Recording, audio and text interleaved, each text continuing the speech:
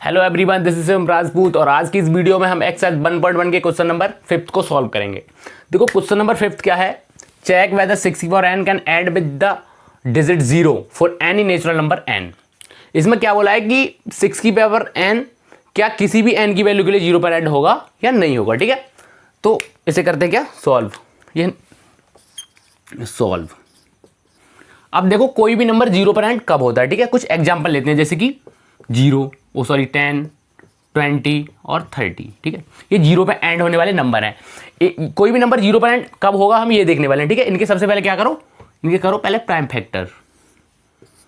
2 5 ज़ा 10, 5 बन जा 5। अब 20 का करो, 2 बन जा 2 0, 2 5 ज़ा 10, 5 बन जा 5। 30 के करो, 2 बन जा 2, 2 5 ज़ा 10, 5 3 ज़ा 15, 3 बन जा 3। सभी के प्राइम फैक्टर लिखो। 10 के कितने आए, 2 इंटू 5, और 20 के कितने आए, 2 इंटू 2 इंटू 5, और 30 के कितने आए, 2 इंटू 5 इंटू 3। अब देखो ये सभी नंबर क्या है, 0 पे एंड होने वाले हैं। इनमें इनके देखो क्या कुछ कॉमन दिख रहा है। देखो इन सभी के प्राइम फैक्टर में ना 2 इंटू 5 कॉमन है। 2 इंटू 5, 2 इंटू 5, 2 इंटू 5 का मतलब क्या होता है 10। तो किसी भी अगर नंबर के फैक्टर में 2 इंटू 5 आ जाए तो वो क्या होगा, 0 पे एंड होगा। ठीक है, तो किसी भी नंबर यदि 0 पे एंड होना चाहता है कोई भी नंबर, तो उसके फैक्टर में कम से कम क्या होना चाहिए, एक बार 2 इंटू 5 होना चाहिए। ठीक है, हमारे पास थ्योरी क्या निकल के आई कि if A number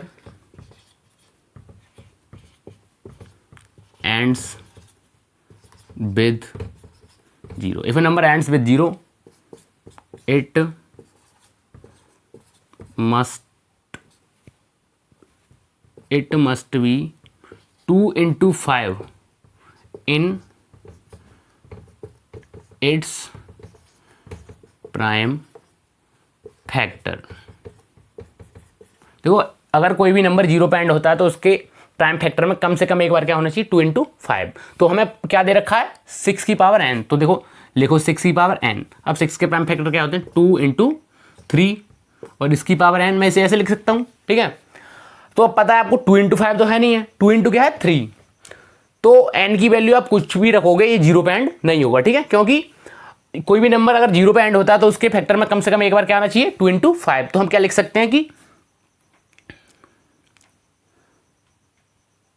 so we can say that 6 की power n, so we can say that 6 की power n cannot end with 0